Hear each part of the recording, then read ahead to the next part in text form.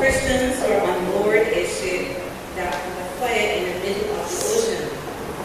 The crew passed out seatbelts, and one young man took two, putting one on himself and handing the other to his wife. In the confusion, someone snatches the wife's seatbelt. Never mind, her husband says, stay with me and I'll keep us both afloat. His wife clung to his shoulders, but after some time, her strength gave out. I can't hold on much longer, she cried. Try, her husband argued. You've got to try a little harder. Maybe if you sing, it will help. He began to sing softly, Rock of Ages, cleft for me. Let me hide myself in thee. His wife joined in. Let the water and the blood from thy rippled side which flow be of sin the double pure, cleanse me from thy guilt and powers. Others around them joined in the singing, and as their voices harmonized, gloom vanished, and the presence of Christ seemed so very near. Strength seemed to flow into their tired muscles. As they sang, they kept singing and holding on until the boat finally came and rescued them. We shall now listen to Rock of Ages.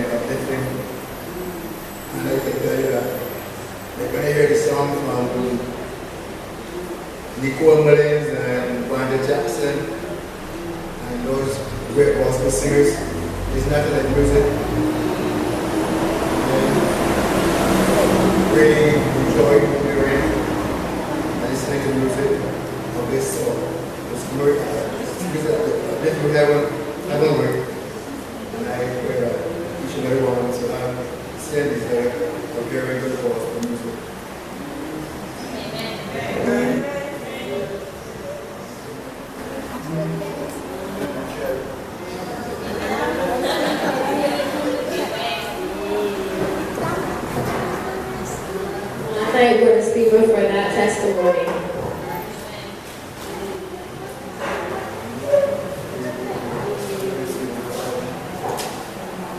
Here's another testimony. The boat was traveling north on the Hudson River from New York to Albany. The large crowd had gathered in the salon to hear Ira D. Sankey say, "Jesus, keep me near the cross." Before the last note of the song had faded, an excited man pushed his way through the crowd to where Sankey stood. "Sir, were you by any chance in the Union Army during the recent Civil War?" "Yes," Sankey nodded. "I served in Maryland." The man asked Sankey if he had served in a particular battle and gave the name of the place and the date. "Yes, I was there," Sankey admitted. "Did you sing that song one night while you were on sentry duty?" he asked. "Yes, I remember that night well," Sankey said thoughtfully. "I sang it to keep awake during the long, dark hours of the night. It seemed to give me hope and courage. I could feel the Lord's presence as I sang that night." "I heard you sing it," the man said. "I was the Southern Forces. I crept up to you in the shadows, and when I was close enough, I aimed my gun at your heart.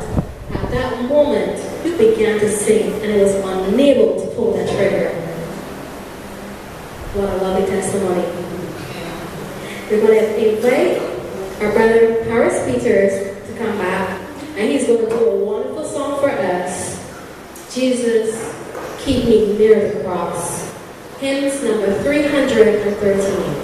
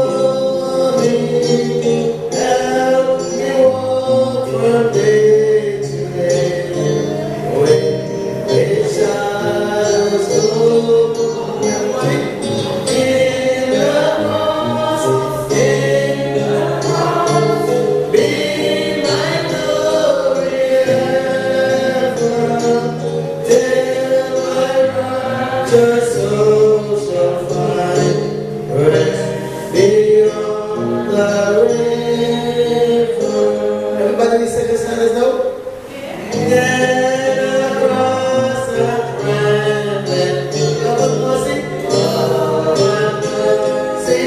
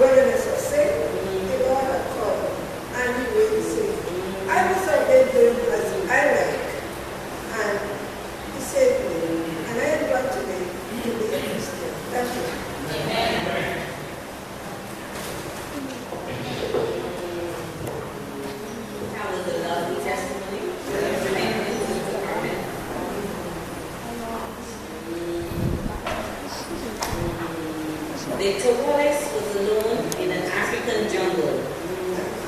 As it got dark, he wondered if he could spend the night alone, or if he might catch a ride from a passing car. He looked up and down the roads, nothing in sight. Knowing that lions, warhogs, snakes, and many other animals live in the jungle, he wished that he had some place to stay. It was 300 miles to the closest town, and Victor felt lonely in the darkness. He began to close his eyes. Shivering involuntarily, he reached into his pocket and he took out a hymnal. He looked for number 306. I am thine, O Lord. I have heard thy voice, and it told thy love to me. When I long to rise in the arms of faith and be closely drawn to thee.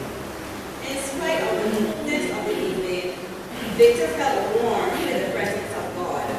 His fears seemed to vanish, for he knew that he was not alone, that God was with him. Suddenly he heard the murmur of an engine, and a truck came into view. Seeing Victor beside the road, the driver stopped and asked him to climb in the back, where he fell asleep for the 8 hours ride. From there he got another ride to the mission station. Now whenever Victor sings, I am thine, O Lord, he remembers that night that he was all alone on a vacant road in an African jungle. Victor says, fearful of spending the night without protection, I was comforted by singing this hymn. Remembering the experience reassures me now. It is a reminder of how a hymn can reach out just like a prayer and bring God's peace closer. I am thine, O Lord.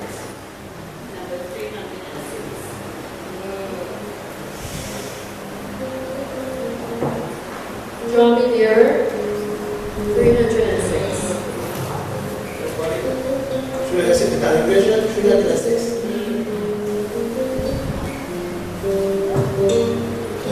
The tree.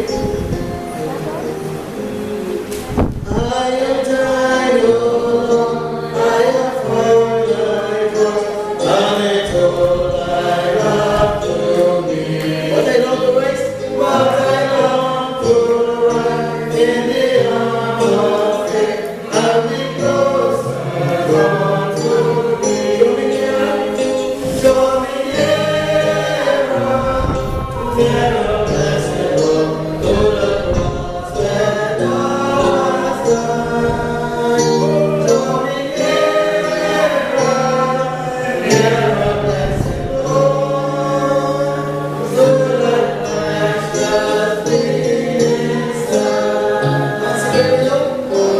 Consecrate me, God, to thy service, oh, by the power of praising God. In my soul, oh God, bring the steadfast hope, and my will be lost in thine.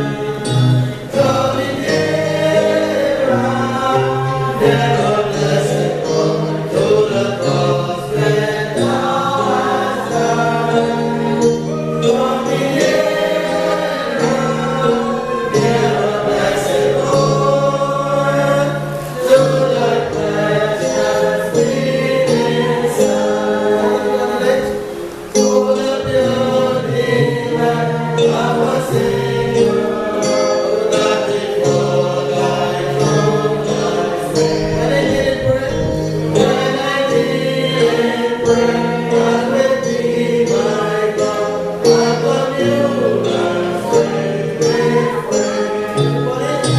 Draw me nearer, nearer, blessed Lord, to the cross where thou hast died.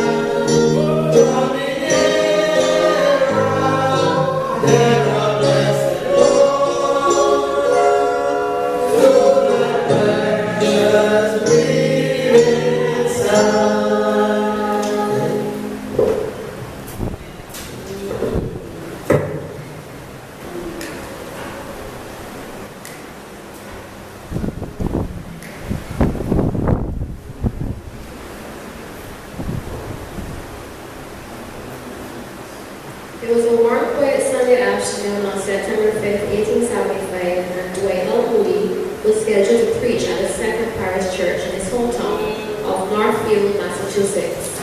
It seemed everyone in Northfield was there to hear Moody, a hometown boy, who had become a famous evangelist, drawing huge crowds in England. They had come from a radius of several miles around, including many from the other side of Connecticut River. The people pushed in, filling every available space, even standing around the sides. The weight of the crowd caused the underpinning of the building to begin to give way. Someone rushed in the front and whispered the news to Moody as he led the audience in a rousing gospel song. At the end of the verse, Moody raised his hand for quiet. This place is full. Many are still outside. I'll go preach on the steps so all can hear. While we sing the next number, I asked all to go outside, beginning at the word. Having no inkling of the real reason for the request, the people filed out and took their places on the grass. And Recipe brought his little organ to the church steps and began to play and sing. There were 99. The afternoon was so calm that one could distinctly hear the words of melody across the Connecticut River, where Mr. Cowbell sat on his front porch. He had been invited to attend the meeting, but had angrily refused. Now, because of the strange events that had just taken place across the river, he could hear every word of the song, and it touched his heart. I am that one lost sheep. Mr. Cowbell thought, he's singing about me. Moved by the power of that song, Mr. Cowbell surrendered his life to Jesus that afternoon at Sinai.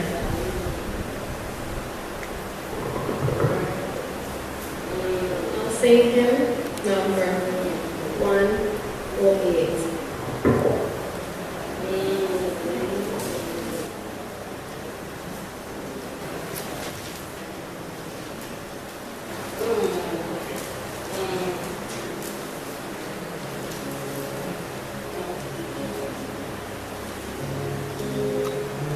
Okay, I'll do special music and I'll sing Amazing Grace.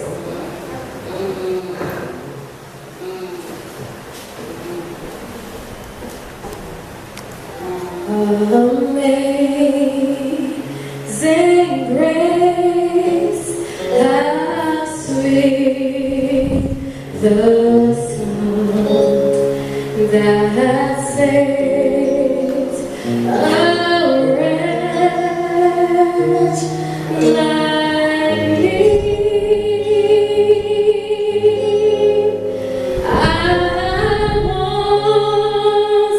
I was lost, but now I'm found. Was blind, but now I see. Twice grace that taught my heart to fear and grace my fears relieved. How precious did that grace appear the hour I first believed. The Lord has promised good to me.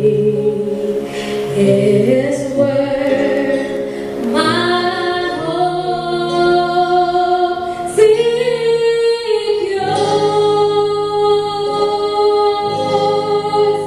He will my shield and portion be as long as life endures. Through many days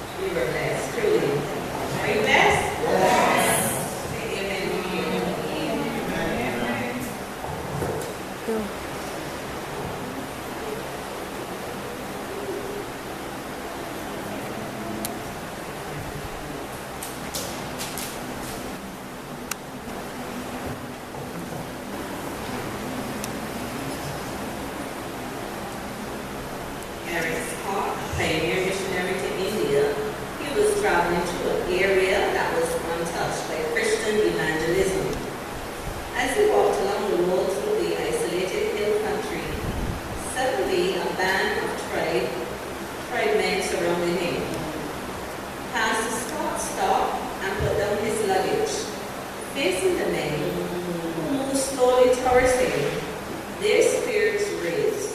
Lord, help me, he whispered. But his heart was beating rapidly, and he began to sweat from fear. I must not show that I am afraid, he reasoned. Then, on impulse, he bent down and removed his violin